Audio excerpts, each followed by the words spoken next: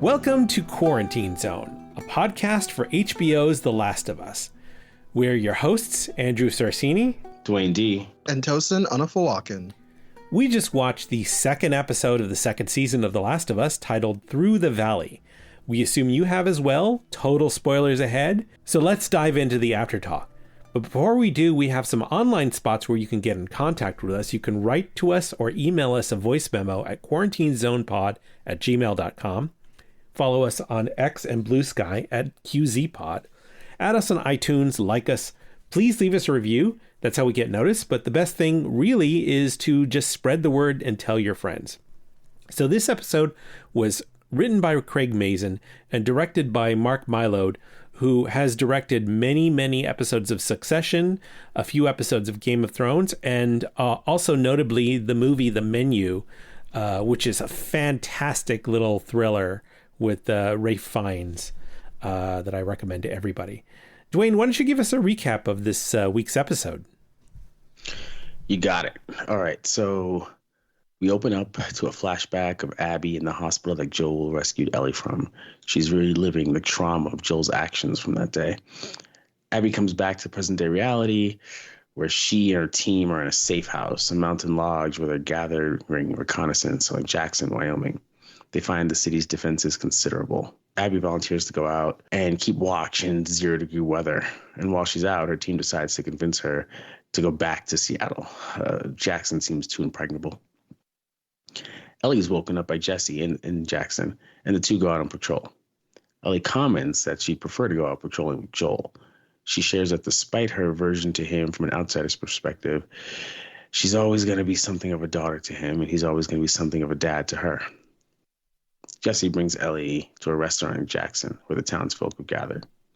Tommy, Joel's brother, is going over the safety protocols should the town of Jackson Hole's defenses be breached. The elders and the children are to barricade themselves in basements, while the able-bodied are to head up to rooftops with their weapons. Ellie is made to make nice with Seth, the dude who called her and Dina dykes at the New Year festival. Seth apologizes and offers some steak sandwiches. It's clear that he's ashamed of his behavior from the night before. Ellie and Jesse head out on patrol and are caught in a storm. They put the horses in a garage with hay and hole up in an abandoned 7-Eleven that Eugene, the husband of Joel's therapist, used to use for growing marijuana. This is why he was able to provide his wife with the best, freshest marijuana all year round. We also learned that Eugene was a former Firefly. It's hinted that Eugene was turned into the infected, and Joel had to kill him. We find Abby stalking a Jackson Hole security patrol when she falls down a mountainside and her fall is broken by the snow. She finds herself in a field of frozen infected. They're all stiff as if frozen solid. Turns out that her fall awakens them, and a chase ensues, with Abby racing away as throngs of infected pursue her. Whether it's over a wall or under a broken chain link fence, Abby shows how tough she is in the face of the grueling odds. When she's clear, an infected woman breaks through and tackles Abby. Having lost her rifle, Abby struggles for her sidearm, where we see a handgun appear and pop the infected in the head, killing it. There's a take my hand if you want to live moment, where we see that Joel is there, helping her escape the infected. It turns out the patrol she was stalking was Joel and Dina at the copper mine. Abby hops on Joel's horse, and the three ride away from the mine with a horde of infected chasing them quite quickly. Meanwhile, back at Jackson, Tommy and Amy are trying to raise Joel and Dina on the radio. Tommy tells Amy to try them every 10 seconds. And then over in the 7-Eleven, Jesse hears his radio sound Amy's plea. Ellie and Jesse decide to leave their shelter of the 7-Eleven marijuana farm and go in search of the copper mine where Joel and Dina were patrolling. They split up, intending to rendezvous at some location near the mine. Meanwhile, the infrastructure workers in the town have discovered more water main-like pipes full of a decade or two's growth of the fungus mycelium, and it reacts to them, and they notice. A second horde awakens on the mountain, and it combines with the horde that's chasing Dina and Joel. And both the hordes, the combined horde, turn back to Jackson. The people manning the watchtowers in Jackson see the infected coming, and the watch people are Tommy. Tommy does a Paul Revere, calling basements and roofs, where the able-bodied townsfolk turn Jackson into a fortress, enabling its considerable defenses, which the infected breach within minutes. We see fossil fuel bombs, flamethrowers, snipers, and other tactics, even dogs used to quell the infected. Meanwhile, Abby, Joel, and Dina get to the lodge where Abby's friends are. There's a storm and they need to take cover. Abby turns on Joel, despite him having saved her life. The team from Seattle take Dina hostage and sedate her while confronting Joel. We learn that the Fireflies as an organization are extinct. Abby tells Joel that he has one chance to tell the truth or Dina dies. She doesn't kill Dina, but she confronts Joel about killing 18 soldiers and one doctor while saving Ellie. The doctor was Abby's father. As Abby tortures Joel, Ellie, heading toward her rendezvous point with Jesse, finds Joel's trail and then finds the lodge where Abby and her people are holding Joel and Dina. Ellie tries to save Joel and she fails. She watches as Abby deals Joel a death blow. The Seattleites abandon Ellie and the sleeping Dina with Joel's dying body. Ellie waits with Joel until he dies. Jesse finds Dina, Joel, and Ellie, but it's too late. The three youngsters wrap Joel's body in linens and drag it across the snow back to Jackson Hole, which is in tatters, but which has survived the awesome attack of the infected. And that is the story. So obviously, like a momentous episode of this series. So I have to ask you, Dwayne, what were your impressions of this episode?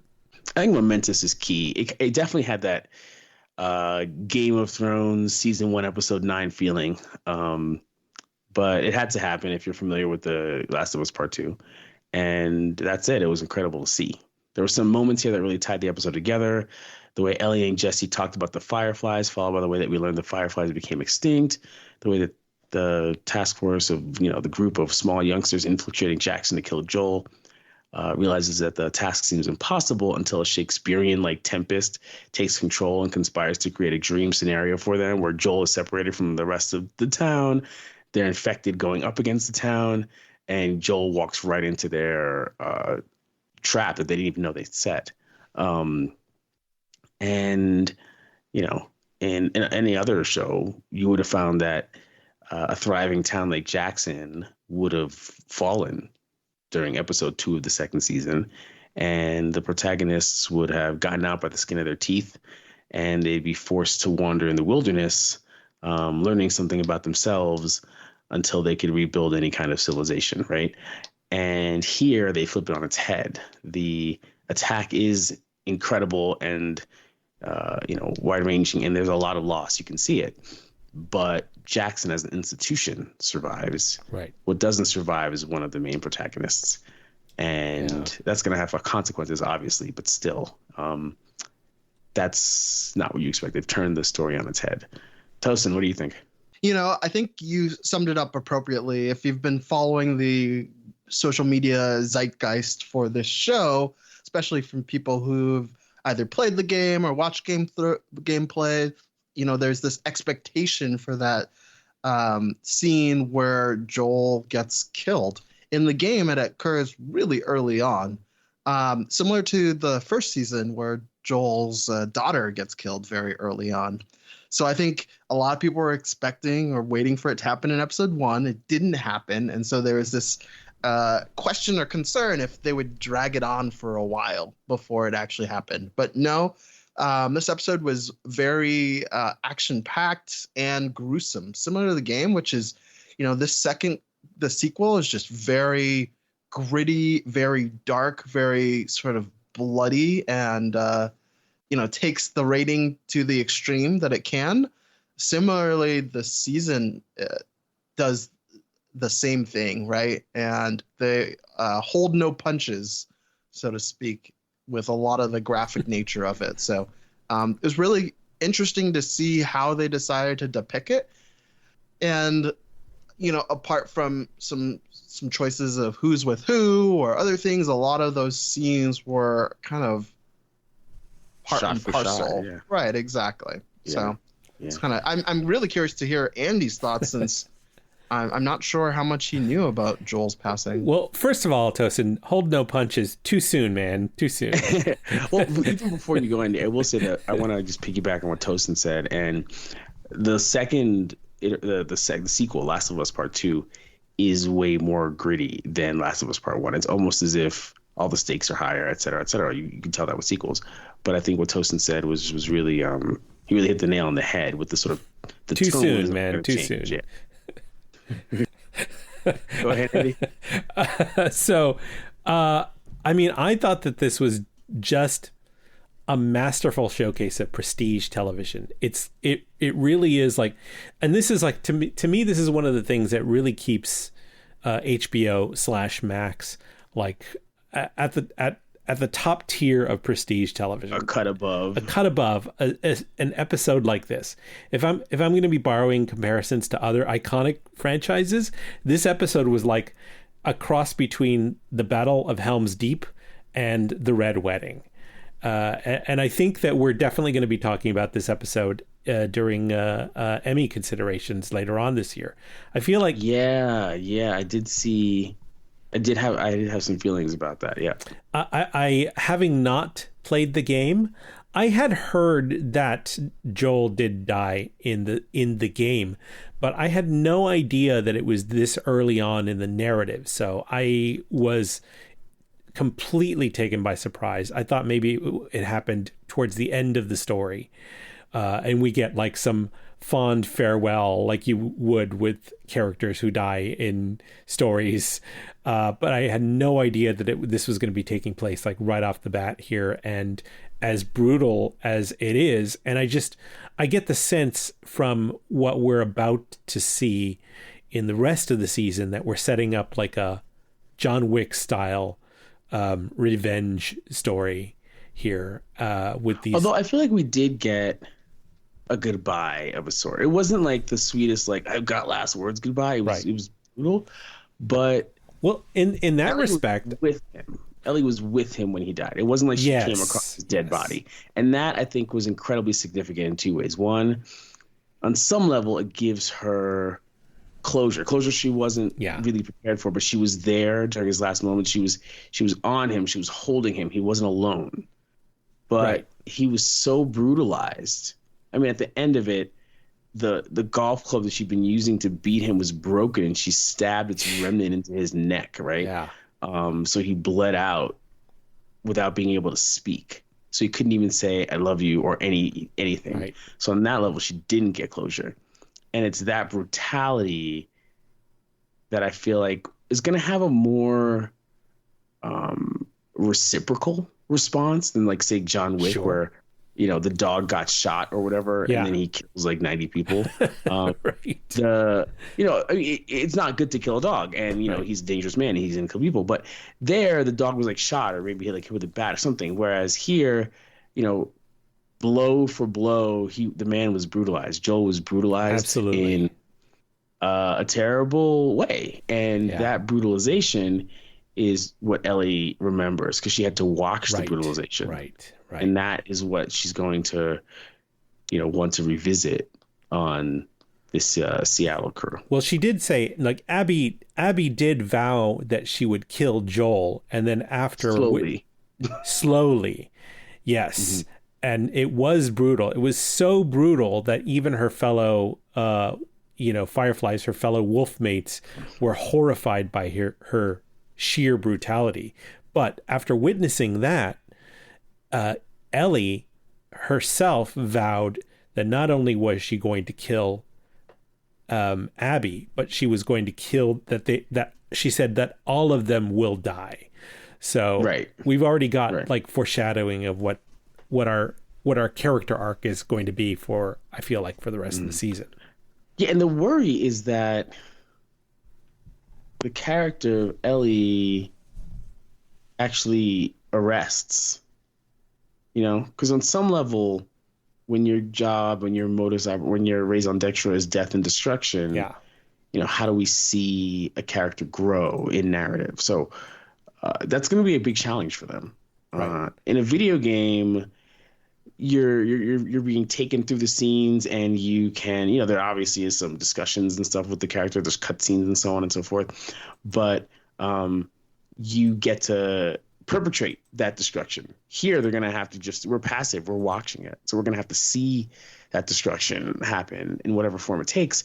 And they have to find a way to keep Ellie interesting. She doesn't have to stay human, for instance, but she can become a monster. All these things can happen, but it has to stay interesting. You don't want a Battlestar Galactica season 3 episode 4 where all the chips were put down in one episode, and after that it's kind of like a slow plotting thing. You want it to keep. They have to figure out how to sustain this level of a simmer. We need a simmer. Yeah. That comes up in a boil eventually, but I don't think anyone can handle a boil for the next 5 episodes. Right. So it's going to be all about tone control for this season from here on out. Let's talk about some other things. Starting from the beginning of the episode, I had said at last episode of our podcast, I'd said that the town of Jackson is not prepared to face what's coming for them from the Fireflies. And it turned out from the beginning of the episode that the Fireflies themselves were not prepared to face the readiness of Jackson.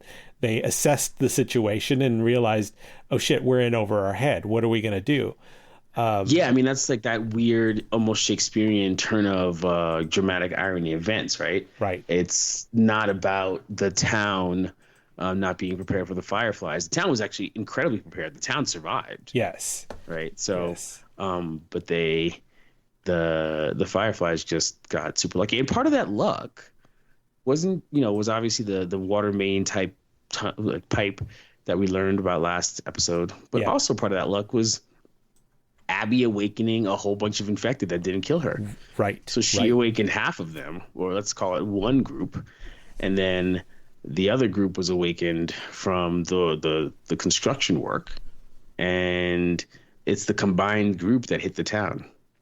Right. So it's almost like the legend that's going to appear regarding Abby and her team is that 6 people went to Jackson Hole, and they're a crack team, and when they left Jackson Hole, 40% of Jackson Holers were dead, including the notorious Joel. I was going to say, so that actually kind of answers a question that I had, is that I was wondering about the fungus in the pipes. Like, what was the significance of that? Was that just a metaphor for the danger to come, or was it a foreshadowing of a literal threat? But I'd forgotten that in the first season we established that the mycelium network connects the infected, so the entire universe, and lets you jump from space to space place. that's another franchise, my friend. Oh, my bad, different mycelium. I mean, I think it's very interesting how it's like that untethered growth that still lingers, and like the rest of the swarm can pop up from the ground at any moment's notice and change course.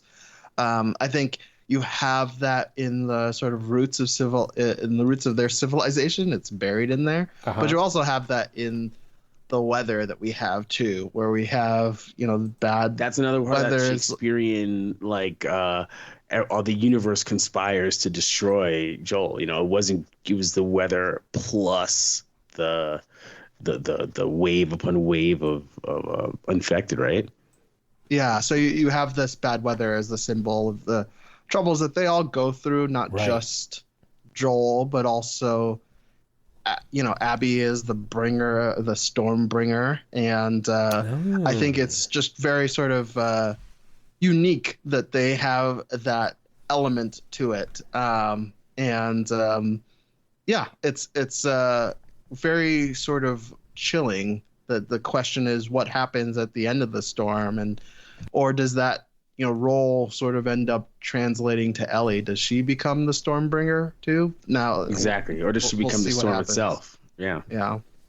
That's a good point. Yeah. So Abby, it's almost like Abby's wrath brought all of it against it, almost like Joel's, and the thing is, Joel's violence against Abby, like part of the big injustice of the whole thing, is that his violence against Abby's father had everything to do with Abby's father's, effectively the banality of evil. Abby's father was willing to just take this girl and destroy her life.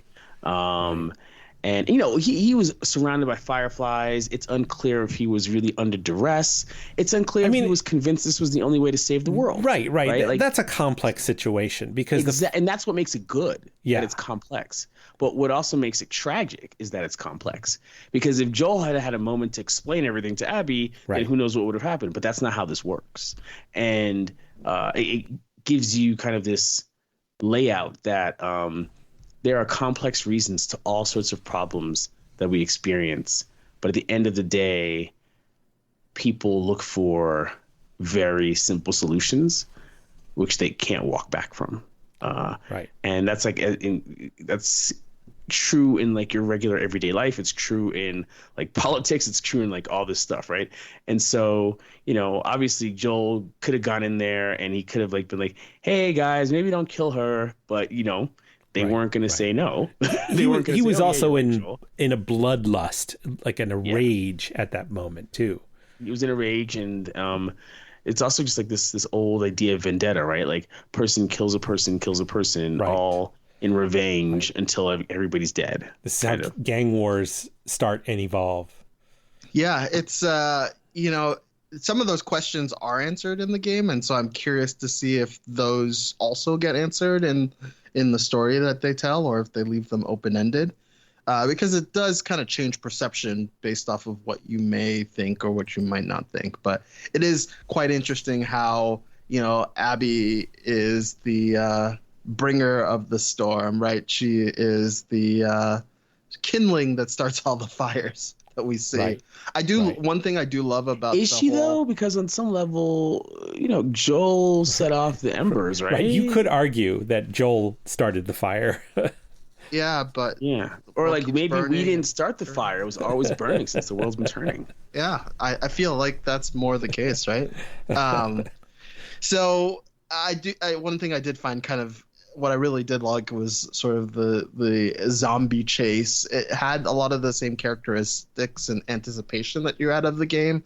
The one where Abby's running from the zombies? Yep, even like scene for scene, some of it, like the fence portion, the wall climb. Yep. And then one thing that was kind of interesting or unique to me is in the game, the pairing of folks was slightly different. Yeah, they had to redo it for the dramatization. Well, I also think they may have redone it a little bit to continue that role of Joel being a father figure, right? So in the game, he's a father to Dina too in that moment. Yeah, but in the game, Joel goes with his brother out on patrol, and it is Ellie and Dina. Ellie and Dina on patrol, and it's Ellie and Dina who stumble into the weed place, and they have a sort of a romantic interaction there. And so, you know, Joel is just out with his brother, and there's no there's no him having to worry about Dina and think about her safety, and you know, it's a. But he does. He would worry about Tommy on some level. He definitely would. It's not the same as worrying about. In our society, worrying about your adult male brother is very different than worrying about a sort of like innocent female woman, your junior by 20 or so years, right? So but remember how he noted earlier in the first episode how, you know, Dina kind of sees him more as a father than Ellie was. And so that's right. She's acting to him. The interactions they're having feel like he's more her father than the way Ellie is. Ellie's been rejecting him, but she's been kind of striving to get to know him better, to learn from him and so on. Right. And so there's that connection there, and there's the, you know, saving characteristic. I mean, even earlier in the episode where Ellie, you know, is trying to state her own case of how she wants to go on patrol with him like fucking Daughter Day. Well, yeah. Dina's there on Daughter Day. I do agree it does heighten the tension, but it's a different, interesting change there. Yeah, it's a significant change, I think, also because it allows for some other things to happen. You know, I don't know exactly what Tommy's role was at the end of the first season in Jackson, but it's clear that he's sort of the commander in chief of Jackson's armed forces, right? It's defense. Sure. While Joel's role was more managing the infrastructure with his construction, his general contractor experience. And so by keeping Tommy and his wife and his son in the town, they've heightened the tension about what happens in the town. Because, you know, like the infected are breaking out on the roofs, and, you know, the wife is up there, gotta protect herself, but she's also protecting her husband who's down there. We don't know what's happening with the son. Tommy's doing the Paul Revere thing, and then within half an hour, he's trying to take down effectively an ogre on his own. And so all that tension is happening right there for that part of the family. Meanwhile, out in the outside world, Ellie's in what seems to be the safest possible situation. Her horses are eating. Right. She's got marijuana. And Joel is being Joel, kicking ass and taking names, and he's even saving people. But there's that moment when the coin flips, when you're led to think that maybe Abby will stay her hand with Joel because he just saved her life, but you realize that she won't. Right. And then suddenly Dina, it's on Joel to save Dina's life by telling the truth, as if Joel wouldn't, right? And he does, and I guess that keeps Abby from killing her. But Abby, her friends are like, "What are you talking about? We're not going to hurt anybody else but him." And the reason you would think, at least what's put to me, is the reason that they're actually okay with all this brutality is because those 18 people, just like her father was the doctor, those 18 people touched their lives too. Right. And it's kind of hinted that the massacre that Joel perpetrated against the Fireflies sped up their eventual decline. Yeah. Right. And one thing I'll call out, Andy, is in the game at the same time as this whole saving of Abby is having, and Joel in this savior sort of role. The game is only taken from one perspective at a time, so there's no perspective of anything else happening in the actual town. I see. Yeah, and so what they're able to do is pull off a Return of the Jedi, right? They have 3 action scenes happening at once. Ellie and Jesse versus the Storm, Abby, Dina, and Joel versus the infected, and then eventually versus each other. And then the town versus the horde, all in one episode, which is what makes the episode, what do you call it, a barn burner? Yeah, which is what makes it a barn burner. Yeah, obviously because of what happens at the end, but because there's these 3 huge moments of intense, plot moving action happening that test all the characters, mettle, and they don't all walk away from it the same. In fact, none of them will walk away from it the same. One won't walk away from it at all. Right. Right. So what was also interesting to me is how quickly they left. I think the fact that Ellie found them spooked the shit out of them. They don't quite know, it seems, what Ellie's relationship with Joel was in that moment, right? Because Ellie didn't have a time, she didn't have the time to get all exposition-y about, don't kill him, he's my father, he saved my life, whatever, right? Right. And in fact, if she had said any of that stuff, it could have maybe hastened her demise. But the fact that Joel saved Ellie's life and destroyed Abby's life, and they're in the same room together and no one is communicating, just adds to the tragedy.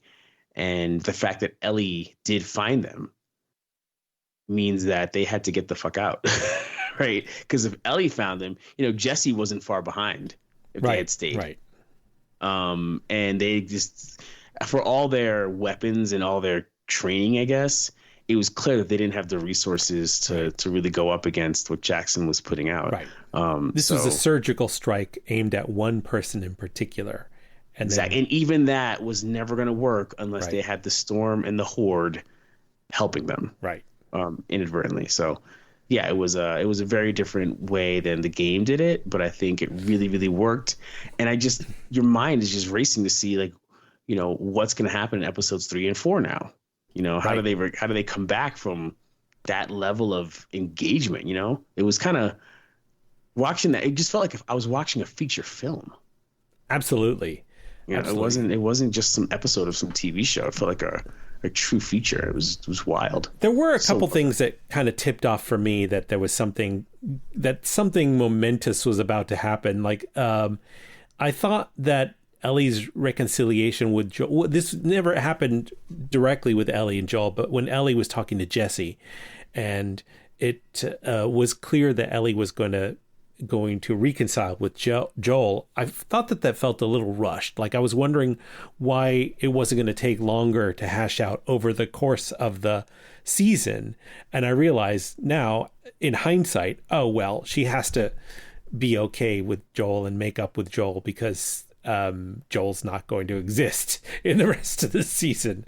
In that scene, she still wants to be seen older and more self-reliant, but doesn't really want her relationship with Joel to change. And maybe that's something that she's recognizing from the day later. But although she's saying this to herself, she never does get that moment of reconciliation with Joel, right? So they still have that history, and there was, in sort of his sort of dying moments or whatnot, they never got to exchange those words. And I think that is going to be something that she has to deal with, and something that is going to kind of eat away at her. In the game, she gets there fairly early and, gets to see Joel die and kind of yells at him. And he, I think, utters like a word or two to her, or I can't recall if he tells her to look away or something. But in either case, like, Joel, of course, gets killed. And so there's that sort of lacking thing. And then in the game, actually, she gets knocked out. So not just there's no crawling over scene. It's just blacked out and gets woken up by other people. So that moment of Ellie crawling over to Joel and basically holding him, and you see that shot from above, was just so powerful and profound. And I think heart-wrenching. Heart-wrenching. And I'm glad that if that is a different change from the game, I'm glad that they added that, because it really makes a difference. They made that visceral. But going back to Ellie versus Joel and their tension, and them kind of her wanting to reconcile, as much as I think you're right, it might have felt a little rushed in sort of the context of just this one episode. If they hadn't reconciled and he did, and she witnessed a death anyway, sure, that still would have worked for me, at least, because it would mean that she would spend the rest of the season kind of dealing with the fact that she didn't get to say goodbye. I also feel like the fact that Seth was like, right, that's another reconciliation. The forced reconciliation of Seth. That was a part of that kind of like added to the momentum of reconciliation. So she wakes up, she's with Jesse. She's like, I wish I were out on patrol with Joel. He's like, why? You hate him? And I feel like, despite Jesse being someone that annoys her, he is her friend, and there are only so many young people and all that stuff. But I think basically she's like, he was standing up for me last night, and, I was mad at him, and I've been mad at him. But the fact is, he's my people. You know what I mean? And I feel like that is what happens in part when you wake up the next morning after being drunk and all that other shit. You know what I mean? Right. And I also feel like there's a lot of stuff that happens when people transition through a new year, right? This year, I'm going to make changes. I'm going to make amends. I'm going to do whatever. And I feel like that's part of what might have been there too. But yeah, I think they were wrapping up loose ends because they knew that because the writers knew that Jackson was going to be overrun by a horde of infected, and we weren't going to have the time to wrap up those loose ends afterwards. Sure, there's that. I did love the discussion with Jesse in the morning. So I think also, we're talking about the changes from the game. The use of Jesse was really well done. Right. Especially when he wakes her up in the morning and she's like, oh, I don't really want to be with you, dude. The ex-boyfriend of the girl who made out with me, who's my friend, but like might like me, but just probably is, was messing around because she was tipsy. She's got all these feelings. And for me, what really made it work was the fact that Jesse was like, you made a move on her, and then he was joking about it. Yeah. And like he was good. it immediately enamored me to him, to the point where I was like, I hope he doesn't die right now.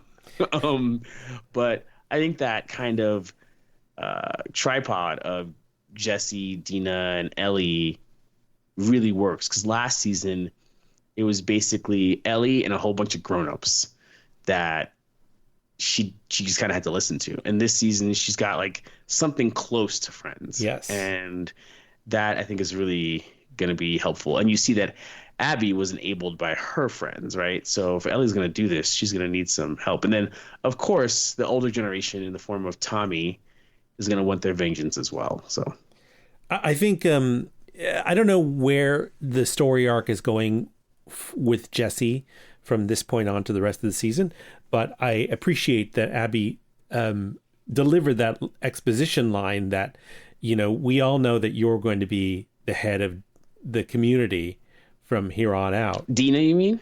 Or Ellie? Ellie says that. Ellie says that. I'm sorry. Ellie says that to Jesse.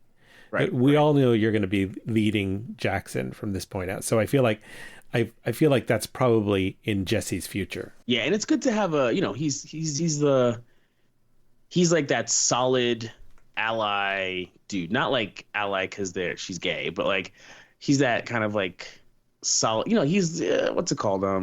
A Lando Calrissian like figure. Sure. That kind of thing. I thought it was interesting that Ellie found it impossible, ludicrous even, the idea that the 1,000+ infected were hiding beneath the snow.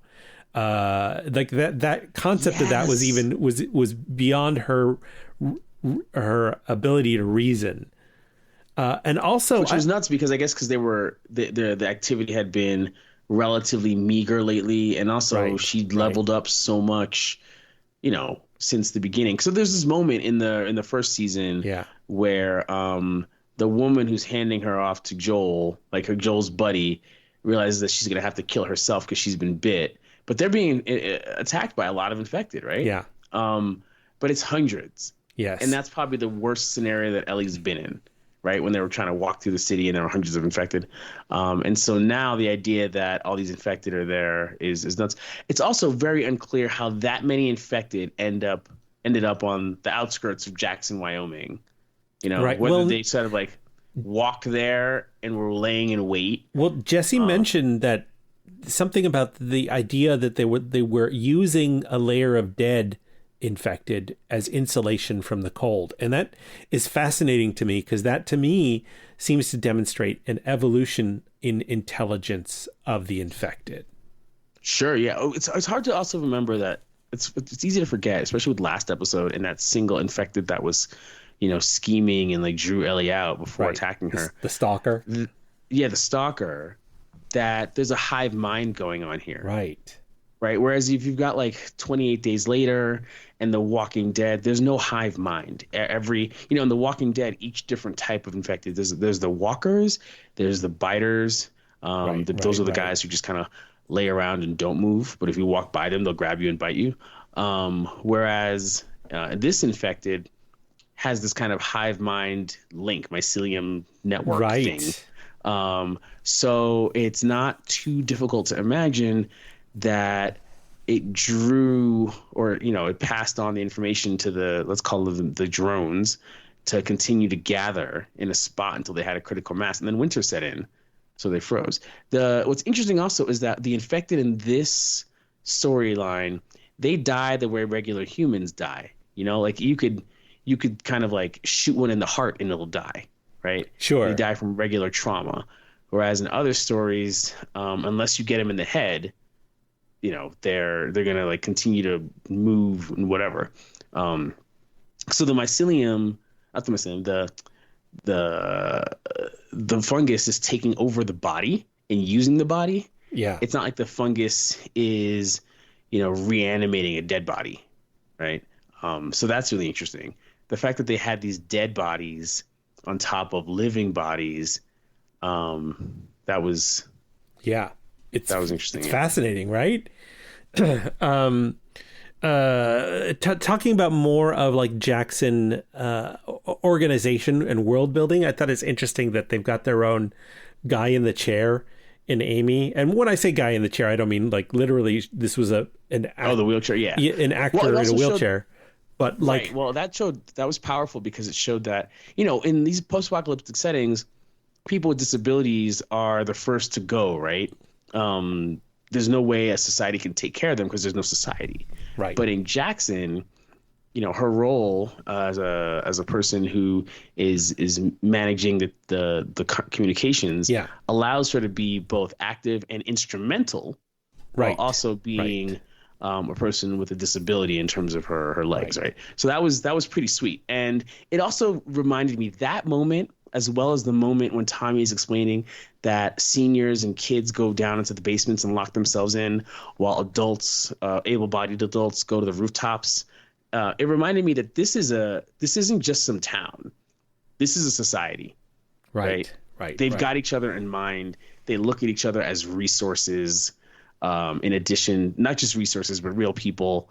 So even at the very end, you see a guy who the camera goes over his arm that has a bite on it, and he's just taken out like one of the last infected, but he has a bite, and he hands his sidearm to a friend so that the friend could shoot him dead, so he doesn't turn and hurt anybody else. Right. You know, it's just like they are focused on staying alive as a community, even if that means that some of them are going to die. And it also means that they're incredibly prepared. Like, yes, in terms of TV time, in terms of like, you know, minutes on the clock, the infected broke through pretty quickly. But I mean, the idea that you don't have the bullets to shoot down 1,000 infected, so you're going to drop barrels full of fossil fuel and then try to ignite those fossil fuel barrels. I just absolutely love the siege defense in this episode, by the way. Yeah, it was well done because it was a combination of what we have access to today, kind of on our own if we had to home spin it,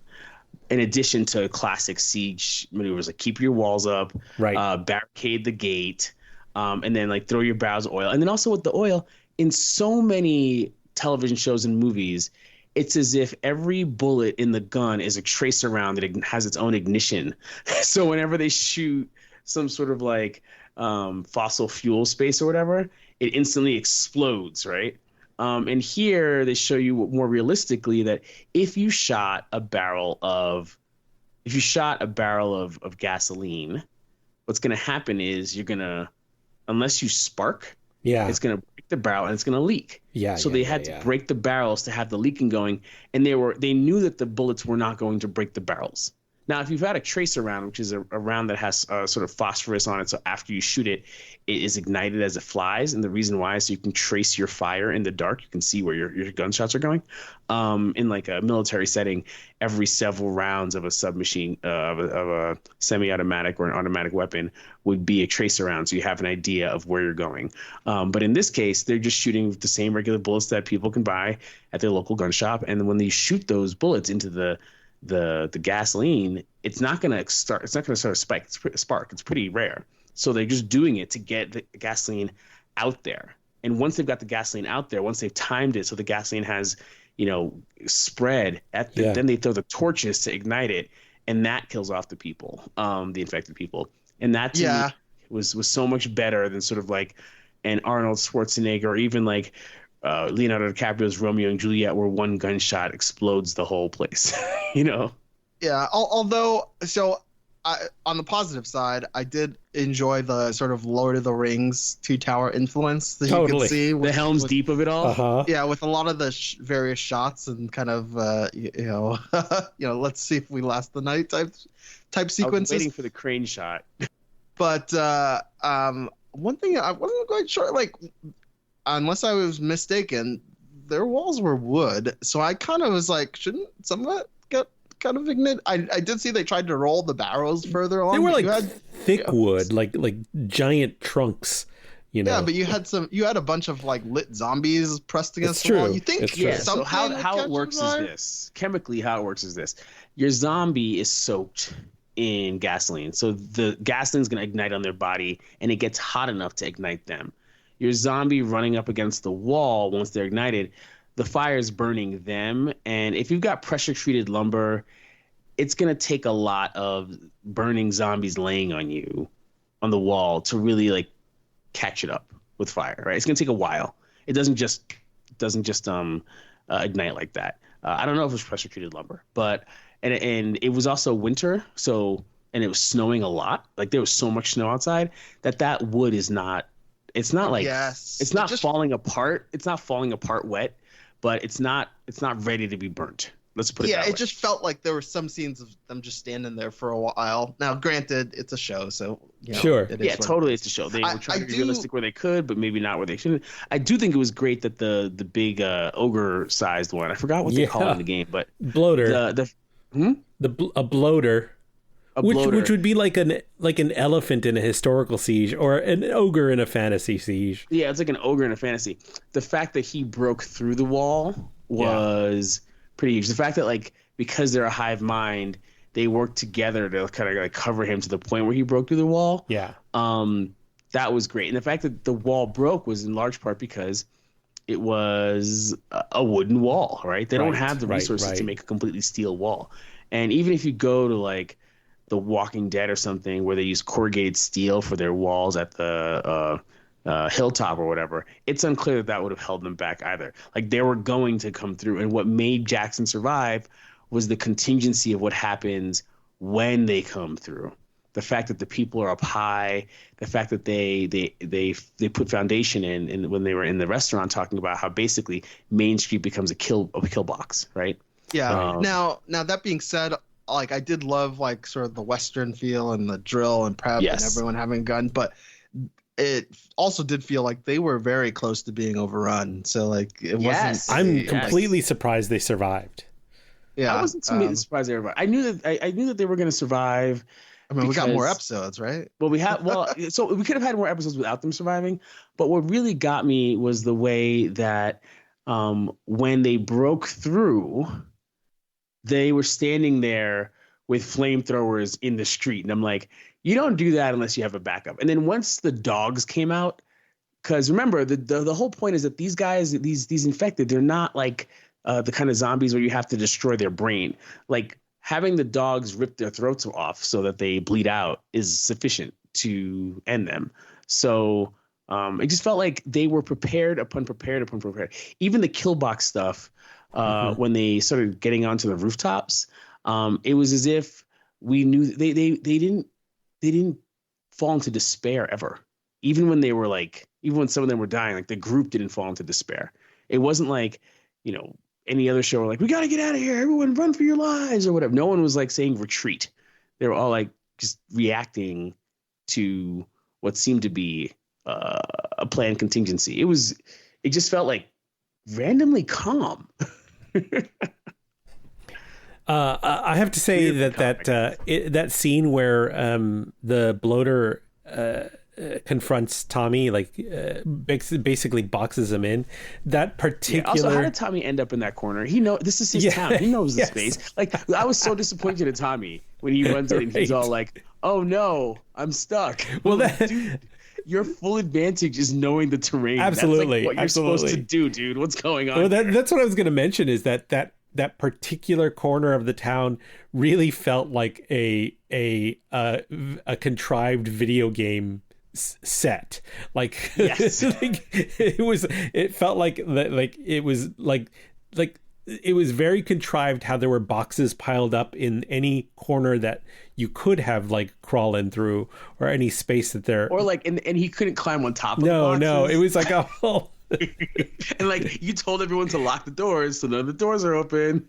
So at first I thought he brought him in there because there was like a plan. Right. I lure you here, and then there's like people. And also right before the thing was taken down, I mean, how many of you expected his wife to pull off the Deus Ex Machina, right?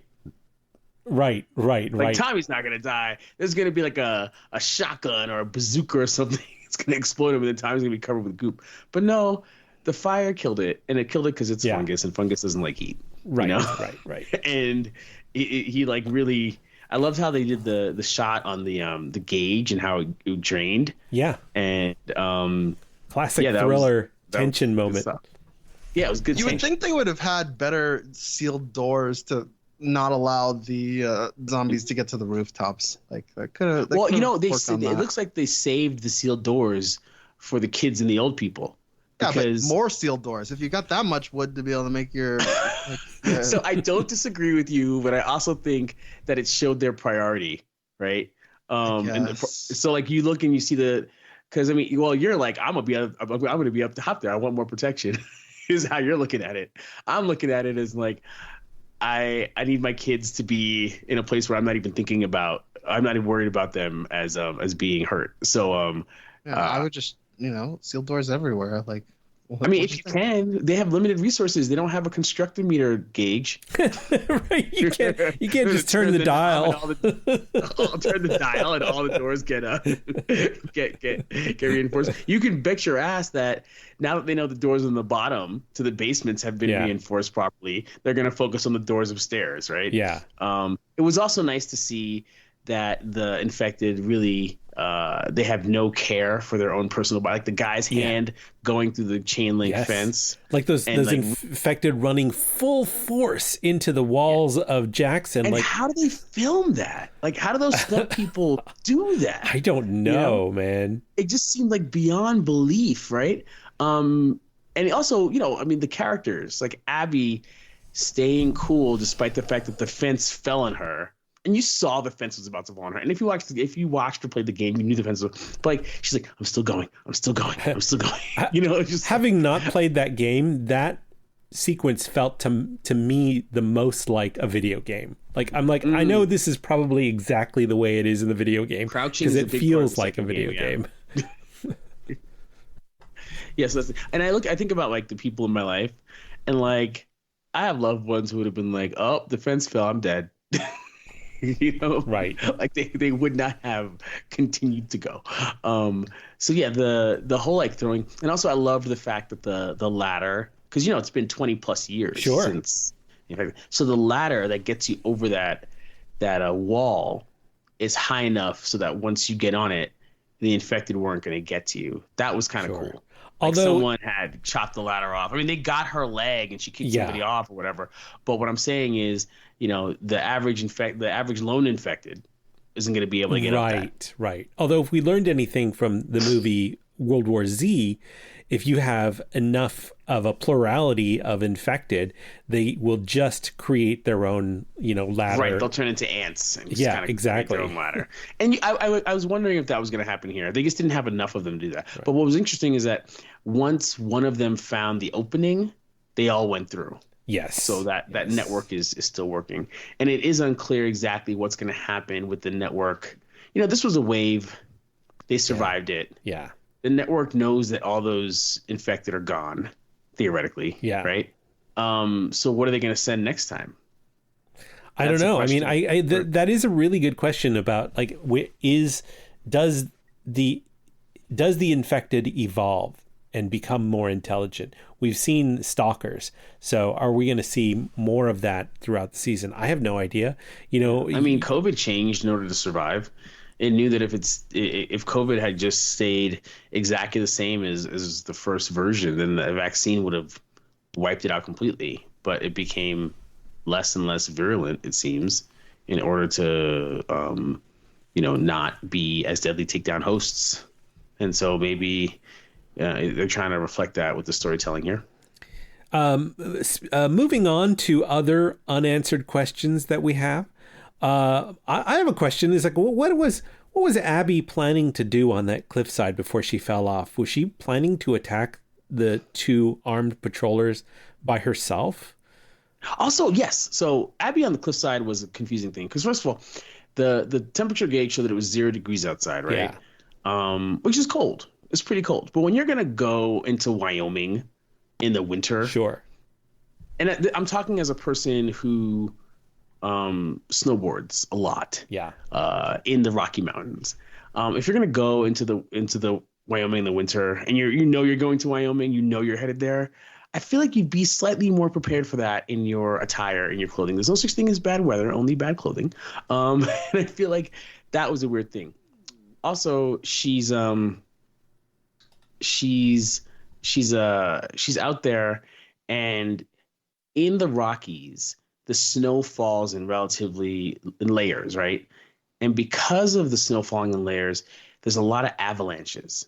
So I was almost upset that there wasn't an avalanche until she started, until she created a little avalanche, because that is so realistic. It's so realistic so what happens in the Rockies right now is if you're in any kind of mountain, if you're in Jackson Hole, if you're in Vail, if you're in any of these places, right?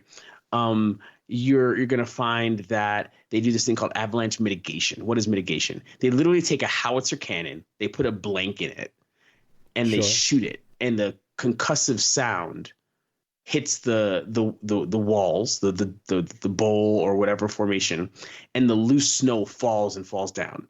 And they do this like through the night. They do this all throughout the season to make sure loose snow is falling so that the ski resorts don't have avalanches, because that would be the death knell of a ski resort, right? Right. And so if you don't have that going on 20 years, you're going to have small to gigantic avalanches all the time. And the fact that she did fall was pretty impressive to me. And I think you're right. She was kind of stalking those guys. I think she was cold, and she was like, where are these people? I'm keeping an eye out. And there are other people. She's like, okay, I should check them with my gun. But I feel like she had binoculars, and she pulled those out first, which meant she wasn't interested in just shooting them. But she did want to know where they wanted to go. You know, when you have binoculars and you have your rifle, pulling out your rifle first would mean that you probably want to shoot them. But she had binoculars and she had a rifle, and she pulled out her binoculars to kind of like follow them. So that is my answer to your question.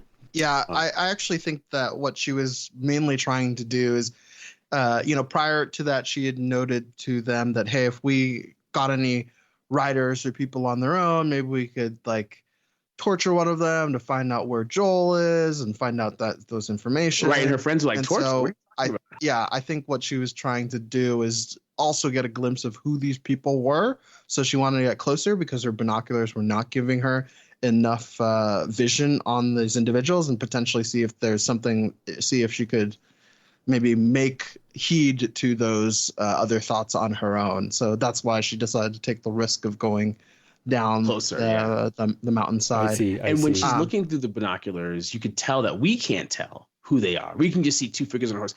They could have filmed two men on horses. We would have believed it. It's only when they do the close-up, when we change perspectives and you see it's Joel and Dina, that we put it together. So it was really well done that she's looking through the binoculars and she can tell it's two people on horses, but she can't tell much else. So that was pretty. But she also doesn't know exactly what Joel looks like. She has a description, but nothing that confirmed it. So yes, only until he identifies himself that things go bad for him. Yeah, one thing I thought was interesting, and not necessarily a question here, but there's a scene where Jesse is talking about Gail's husband and in the sort of weed house, and says, Eugene in the marijuana 7-Eleven, former Firefly. Yep, and said he couldn't be saved about Gail's husband because Joel had to put him down. And so, and so you do see that Ellie kind of pauses there, and as though she has some sort of recollection or some sort of thinking that like maybe there could have been a way. As she mulls it over, there's a bit of a pause there, but nothing confirmed or said. So I think we're going to learn more about Eugene, and we're going to have a backstory sequence in one of these episodes. So if I'm looking at it just from the pure perspective of watching a television show for the first time, it's hinted that Eugene got infected and that Joel had to take him out. But the fact that Eugene's a Firefly also makes me wonder if, Joel finds out Eugene is a Firefly, and then during a patrol with Eugene, he kills Eugene, saying he got infected because the Fireflies want Ellie. So that lingers in my mind. So there's that. I did have one more question, and that is the horses at the end. So Tosin just popped up a meme on our collective chat. There's this issue with the horses. So Joel has a horse, Dina has a horse, and then Ellie has a horse, and Jesse has a horse. And when Ellie comes up to the lodge where Joel and Dina have been taken prisoner, you can see their two horses, which is why Ellie goes in. When Jesse comes up to the lodge, presumably that you'd be able to see the three horses and Jesse's horse. That makes four horses. So When they're leaving, however, at first you see Jesse sharing a horse, and then there's a rope going behind him. And I, of course, thought that rope was going to the tether where there are two more horses that were following. Maybe Joel's body draped along the back of one of the horses, right? But they're just dragging the body, and two horses are missing. Yet when we saw the Seattleites leave, they did not take two horses. There were too many of them to travel on two horses. Maybe they could have used one as a pack horse. I don't know. But in a world that's resource constrained, what happened to the other two horses? I think they're like homing horses, and you just tell them to go back home, and they go back home. A homing horse, huh? Yeah. Someone lives in L.A. They know where to go. There's only like one town, right? That they come. There's only one place that they could have come up from. So, Tosin, what do you think about the horse dilemma, the horse math? It is what it is, unfortunately. But, I want to know your thoughts. I want that critical mind on this. I mean, I don't honestly, in the big scheme of things, they probably had bigger fish to fry, but I'm sure they'll send other people to get the horses later. I thought there was going to be a tauntaun situation in that storm. Someone was going to have to sleep in the guts of a horse. Exactly. Oh, I thought you smelled bad on the outside. I have to give my apologies to you, Dwayne.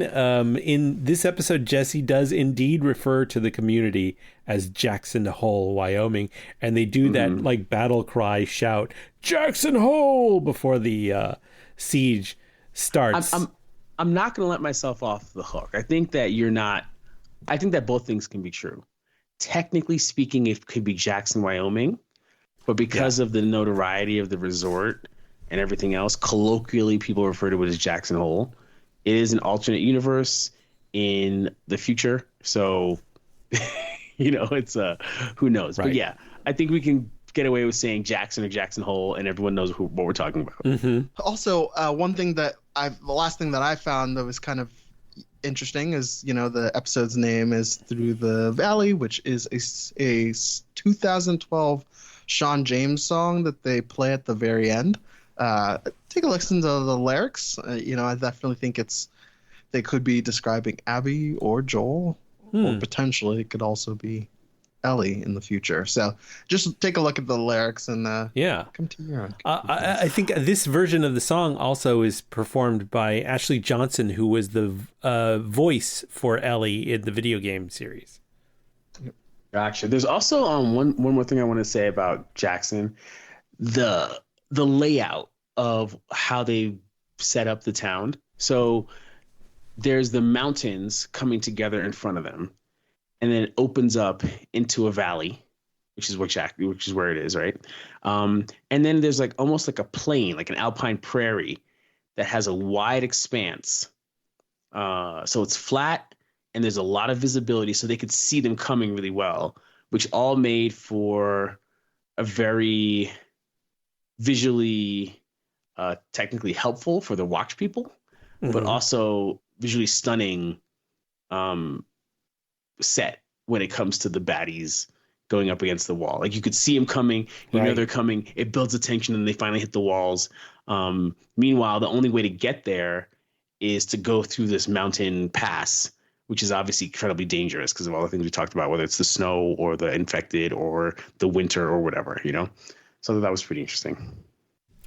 Any other details about this episode that you want to talk about before we close out the episode for our podcast episode for the week? I love the fact that Joel said, just shut the fuck up and do it already. Right. He was true to his character. Like, the last things we really hear him say are that. Right. Because who doesn't dislike a villain monologuing in a scene, like exactly. And but I mean, she defiant to the very end, right? Defiant to the end, and yeah, she. What's interesting as a villain, obviously she's sympathetic because her father was killed, and she wants to explain it. But that was interesting. I also another question I had was how Ellie found the trail of the horses in the snow, given that there was a storm. I don't know if you've ever skied on a day where there's a storm. Your trail's gone pretty soon, so that was interesting to me. But anyway, I thought it was well done. Joel saying just the fuck up and do it already. was key. And it's only once Ellie showed up and basically spooked them that they were like, we really got to go. You got to finish this. And they did it. The idea that all those people were complicit, that they were all they were all like accessories to this murder, makes me really want to know their stories more individually. You know, I think some of that is coming up. I'm sure. Sure. Obviously, these characterizations are going to be different than what was in the game, but I mean, they chose these actors for a reason. I'm looking forward to seeing how this all plays out. I just want to also say, I want to give kudos to Caitlin Dever as Abby. Like in this episode, you could really see her expressing a lot of interiority in that final scene with Joel. Interiority, okay. Yeah, like a lot of complex emotions just running back and forward, you know, stuff about her father, stuff about mercy or lack of mercy, like just an incredible range of emotions. And I'm sure that we're going to be seeing a nomination for Caitlin Dever in Emmy season as well. You think so, huh? I think so. Just a great performance. And I mean, we'll see what else comes in the rest of the season for her as well. But I think she's a fantastic actress, and I can't wait to see her square off against Bella Ramsey in this. Gotcha. I do feel as if, so she has the appearance of one of my children's friends. Oh. And when that child gets upset, she makes the same faces that Dever made. It just turns out that child can often be upset for, like, as children do, for like things that are not that big a deal. Hopefully she doesn't hold a grudge for generations. She definitely holds grudges. But and you know, like the thing is, we're friends with the family, and I love this child, right? Like, you know, like one of my own almost. But like my wife and I are watching this show, and we can't help but comment that she looks just like this person in our lives, and it's just like we're like, ooh, she said the thing, or she did the thing. So it was just really funny. So I totally defer to you when it comes to analyzing her acting, but I gotta say, I kept on seeing this little girl in my life. And I was like, okay, she's mad. Don't mess with her. All right. It turns out you shouldn't mess with her. Yeah. I think that's going to do it for this episode of Quarantine Zone. So I'm going to go around the table here, and I'll start with you, Dwayne. Where can people find what you're doing on the internet when you're not talking about The Last of Us? Not a ton right now. Just trying to get regular work done. But you know, if you're on Blue Sky, check out Dwayne D. Tosin, what about you? You can get me on Instagram at burnttoast45, just for some of my photography and things of that nature. What about yourself, Andy? You can find me on X and Blue Sky and just about every other social media network at Mr. Babyman. That's my social media handle. And otherwise, for this show, again, we're on X and Blue Sky as QZ Pod. We're on all major podcast distributions. Keep telling your friends about us. And until then, stay tuned. We'll be talking about the next episode of The Last of Us next week. And just keep tuning in. And we'll see you guys next week. Can't wait. Thanks, guys.